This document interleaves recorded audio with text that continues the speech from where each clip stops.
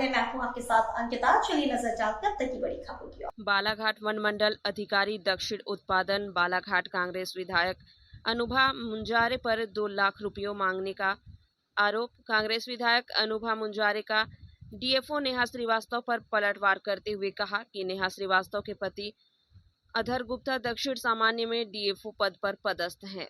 विगत दिवस लालबर्रा के सोनवानी में मादबाग की मौत की शिकायत व विधानसभा में मामला उठाने से बालाघाट डीएफओ अधर गुप्ता चारों ओर घिरने से पति को बचाने नेहा श्रीवास्तव मुझ पर गलत आरोप लगा रही है। मैं इसके खिलाफ मानहानि केस करूंगी और अमरण अनशन पर बैठूंगी। मैडम, क्या घटनाक्रम हुआ था उसके बारे में? 16 तारीख को मुझे माननीय विधायक महोदय के द्वारा गेस्ट हाउस में मिलने के लिए बुलाया गया था। उनके बुलाने पे मैं वहाँ पे गई। 1 नंबर कमरे में मेरी उनसे मुलाकात हुई।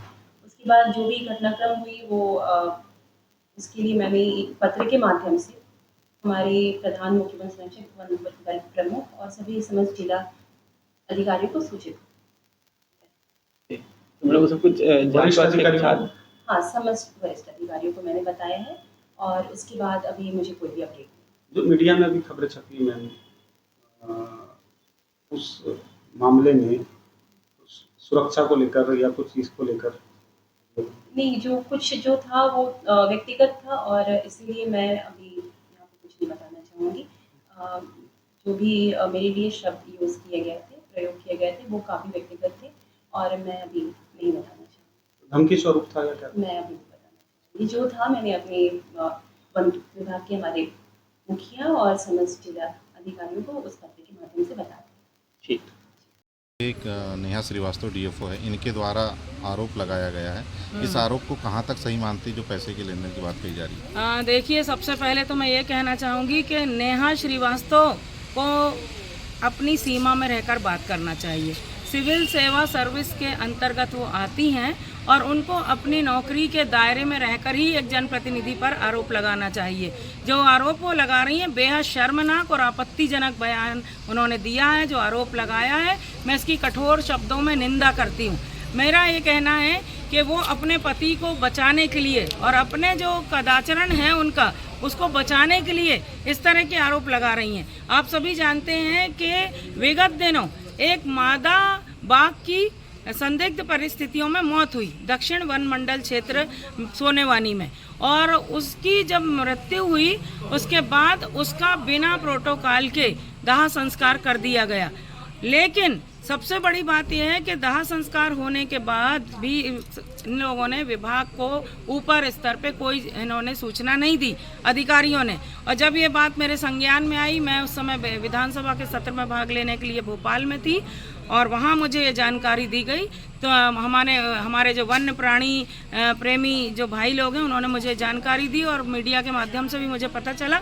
तो मैंने इसकी सदन में मैंने आवाज़ उठाई और मेरा ये कहना था और सभी का ये कहना है कि छोटे कर्मचारियों की अरेस्टिंग हो गई, जो चौकीदार हैं, गरीब लोग हैं, उनकी अरेस्टिंग कर ली गई, लेकिन डीएफओ पे कोई कार्रवाई नहीं हुई। दक्षिण वन मंडल क्षेत्र के जो डीएफओ हैं अधर गुप्ता, वही नेहा श्रीवास्तव के पति हैं और नेहा श्रीवास्तव जो हैं वो अपने पति को बचाने के लिए इस तरह के कृत्य कर रही हैं जो बेहद शर्मनाक है।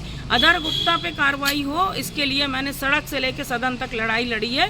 और जो मृत शेर है, क्योंकि वो राष्ट्रीय पशु है, हमारे देश का राष्ट्रीय पशु होता है बाघ, और उसके दाह संस्कार बिना प्रोटोकॉल के किया, वन विभाग के द्वारा किया गया। आज दिनांक तक ना रेंजर पे कार्रवाई हुई, ना डीएफओ पे कार्रवाई हुई।